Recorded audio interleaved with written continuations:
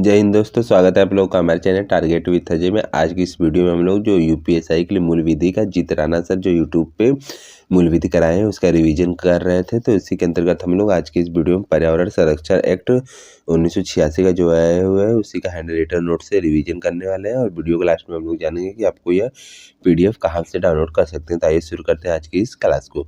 सबसे पहले इसकी ऐतिहासिक पृष्ठभूमि की बात करते हैं तो 1948 में आईसीएन के कहने पर, आईसीएन की स्थापना 1948 में हुई थी। तो आईसीएन के कहने पे 1972 में स्टॉकहोम जो कि स्वीडन में पड़ता है वहाँ पे एक सम्मेलन हुआ जिसमें 122 देश शामिल हुए थे। भारत भी इसमें शामिल हुआ था और यहीं पे यह निर्णय लिया गया था कि प्रत्येक राष्ट्र को पर्यावरण कानून बनाने चाहिए। तो इसी को ध्यान में रखते हुए एनवायरमेंट प्रोटेक्शन एक्ट आया था जो कि पारित 23 मई 1986 को हुआ था और यह लागू 19 नवंबर 1986 को हुआ था। और इसमें टोटल भाग की बात करते हैं तो इसमें टोटल 4 खंड या फिर भाग है। और इसमें धाराओं की बात करते हैं तो इसमें टोटल 26 धाराएं आती हैं।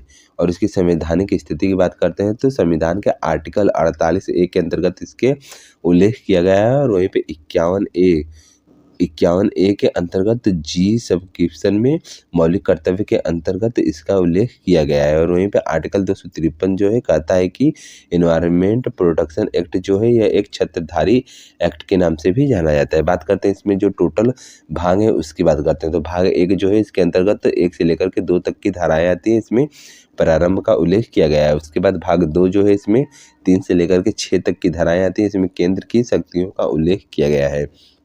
नेक्स्ट भाग 3 की बात करते हैं तो इसमें 7 से लेकर के 17 तक की धाराएं आती हैं। इसमें पर्यावरण संरक्षण और नियंत्रण दंड का उल्लेख किया गया है। और वहीं पे भाग 4 जो है इसमें 18 से लेकर के 26 तक की धाराएं आती हैं।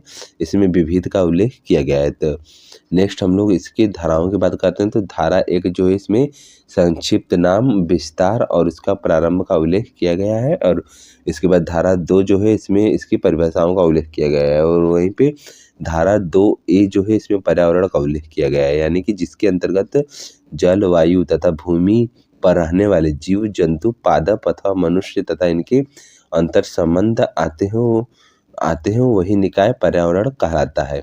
नेक्स्ट हम लोग बात करते हैं धारा 2B की। तो इसमें पर्यावरण प्रदूषक का उल्लेख किया गया है, यानी कि कोई भी ठोस, द्रव, गैस पदार्थ जिसकी सांद्रता पर्यावरण को क्षति पहुंचाए वह पर्यावरण प्रदूषक कहलाएगा। और वहीं पे धारा 2C की बात करते हैं तो इसमें पर्यावरण प्रदूषण का उल्लेख किया गया है। इसमें ऐसी अवस्था जब पर्यावरण में प्रदूषक हो तो उसे पर्यावरण प्रदूषण कहते हैं। और वहीं पे धारा 2D की बात करते हैं तो इसमें हथलाना का उल्लेख किया गया है, यानी कि ऐसी संक्रियाएं जिसमें किसी पदार्थ को एक स्थान या एक अवस्था से दूसरे में परिवर्तन या संचरण किया जाता है उसे हथलाना कहते हैं। नेक्स्ट बात करते हैं धारा 2E की। तो इसमें परिसंकटमय पदार्थों का उल्लेख है, यानी कि ऐसे पदार्थ जिनके प्रयोग या हथलाना से या उनमें उपस्थित गुणों के कारण पर्यावरण को हानि होती है उसे परिसंकटमय पदार्थ कहते हैं। और पर्यावरण में कौन कौन आएंगे तो पर्यावरण में मनुष्य, जीव जंतु, पादप और सूक्ष्म जीव पर्यावरण के अंतर्गत आते हैं। नेक्स्ट बात करते हैं धारा 3 की। तो धारा 3 जो है इसमें केंद्र सरकार द्वारा पर्यावरण की रक्षा करने तथा संरक्षण करने संबंधी उपबंधों का उल्लेख किया गया है। और वहीं पे पर्यावरण संबंधी मामलों के लिए प्राधिकरण जो है केंद्र सरकार बनाएगा। और आर्टिकल में इसका उल्लेख 247 में किया गया है। नेक्स्ट बात करते हैं धारा 4 की। तो इसमें धारा 4 जो है इसमें केंद्र सरकार द्वारा इस अधिनियम के अधीन अधिकारियों की नियुक्ति का उल्लेख किया गया है। और नेक्स्ट धारा 5 जो है इसमें इस अधिनियम के अधीन नियुक्ति अधिकारियों द्वारा निर्देशों का उल्लेख किया गया है। इसमें उद्योगों पर नियंत्रण कर सकते हैं अधिकारी और बिजली संबंधित निर्देश दे सकते हैं। नेक्स्ट बात करते हैं हम लोग धारा 5A की। तो धारा 5A जो है इसमें राष्ट्रीय हरित प्राधिकरण में अपील का उल्लेख किया गया है। तो यानी अपील कौन कर सकता है, कोई भी व्यक्ति अपील कर सकता है। नेक्स्ट धारा 6 की बात करते हैं तो इसमें प्रदूषण नियंत्रण संबंधित कानून बनाने की शक्ति केंद्र के पास दी गई है। और नेक्स्ट हम लोग बात करते हैं भाग 3 जो है जिसके अंतर्गत धारा 7 से लेकर के 17 तक की धाराएं आती हैं। तो इसमें पर्यावरण संरक्षण दंड तथा संबंधित प्रावधान का उल्लेख किया गया है। धारा 7 की बात करते हैं तो इसमें व्यक्ति अथवा औद्योगिक संक्रियाओं में पर्यावरण में प्रदूषण उत्सर्जन पर रोक का उल्लेख किया गया है। और वहीं पे धारा 8 जो इसमें यदि किसी व्यक्ति के द्वारा परिसंकटमय पदार्थ का प्रयोग किया जाएगा तो उसे परिरक्षात्मक उपायों का प्रयोग करना होगा। नेक्स्ट है कि धारा 9 की बात करते हैं तो इसमें कतिपय मामलों में अथॉरिटी यानी कि अभिकरण तथा ट्राइब्यूनल का अर्थ होगा प्राधिकरण को जानकारी का दिए जाने का उल्लेख किया गया है। यानी कि किसके द्वारा जानकारी दी जाएगी तो भार साधक के द्वारा जानकारी दी जाएगी और वहीं पे व्यक्ति या फिर कंपनी का मालिक भी हो सकता है। नेक्स्ट है कि आवश्यकता पड़ने पर सहायता का भी उपलब्ध कराया जाएगा। नेक्स्ट धारा 10 की बात करते हैं तो इसमें प्रवेश या फिर निरीक्षण की शक्तियों का उल्लेख किया गया है। यानी कि इस अधिनियम के द्वारा नियुक्त अधिकारी कहीं भी प्रवेश कर सकते हैं और जांच भी कर सकते हैं। नेक्स्ट बात करते हैं धारा 11 की, तो इसमें सैंपल या फिर नमूने लेने की शक्तियों का उल्लेख है। और नेक्स्ट धारा 12 की बात करते हैं तो इसमें प्रयोगशाला बनाए जाने के संबंध में उल्लेख किया गया है। इसमें केंद्र सरकार द्वारा एक से अधिक प्रयोगशाला बना सकती है। ये पर्यावरण की प्रयोगशालाएं होंगी। नेक्स्ट बात करते हैं जो ये प्रयोगशालाएं होंगी इसमें नमूने की जांच किया जाएगा और नमूने की जांच करना जैसे कि जल, जमीन, वायु और सभी प्रकार के नमूने की जांच होगी। नेक्स्ट धारा 13 की बात करते हैं तो इसमें पर्यावरणीय प्रयोगशाला के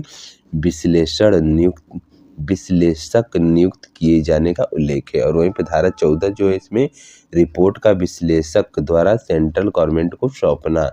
और वहीं पर धारा 15 जो है इस एक्ट के अधीन किए गए अपराधों के दंड और सजा का उल्लेख किया गया है। इसमें कितने सजा होंगी तो इसमें कारावास जो है 5 वर्ष तक होगी और जुर्माना जो है 1 लाख रुपए तक लगाया जाएगा। यदि उल्लंघन जारी रहता है तो जुर्माना जो है 5,000 पर डे का भी लगाया जा सकता है। और वहीं पे पुनरावृत्ति में किए गए अपराध 1 वर्ष के भीतर पुनः उल्लंघन होने पर सजा जो है 7 साल की जेल होगी। नेक्स्ट बात करते हैं धारा 16 की, तो इसमें कंपनियों द्वारा अपराधों का उल्लेख किया गया है। वहीं पे धारा 17 जो है इसमें सरकारी अधिकारी द्वारा अपने कर्तव्यों का निर्वहन न करते हुए अपराध किए जाने का उल्लेख किया गया है।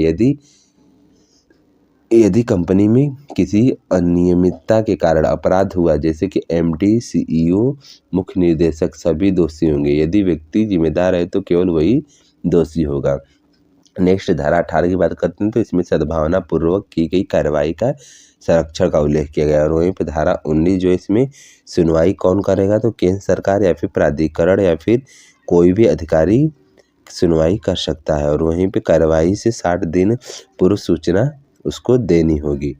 नेक्स्ट बात करते हैं धारा 21 की, तो धारा 21 जो इसमें धारा 3 के अधीन नियुक्त अधिकारी लोक सेवक होंगे। और वहीं पे धारा 22 जो इसमें अधिकारिता का वर्जन किया गया है। ये मैटर कौन से होंगे तो सिविल कोर्ट, ये मैटर जो है सिविल कोर्ट में नहीं जाएंगे, ये निर्धारित न्यायाधिकरण में ही जाएंगे। और नेक्स्ट धारा 23 की बात करते हैं तो इसमें केंद्र की प्रत्यायोजित करने की शक्तियों का उल्लेख किया गया है। और केंद्र सरकार इस अधिनियम पर विचार करने की शक्ति राज्य या फिर न्यायाधिकरण को सौंप सकती है। वहीं पे धारा 25 की बात करते हैं तो इस अधिनियम के प्रावधानों में परिवर्तन केवल केंद्र सरकार ही कर सकती है। और वहीं पे धारा 26 की बात करते हैं तो इस अधिनियम में कोई भी संशोधन जो है 30 दिन में संसद से पारित होना चाहिए। आज के इस क्लास में इतना ही है। बाकी जिनको भी ये PDF चाहिए आप लोग डिस्क्रिप्शन में टेलीग्राम का लिंक दिखाई दे रहेगा, आप लोग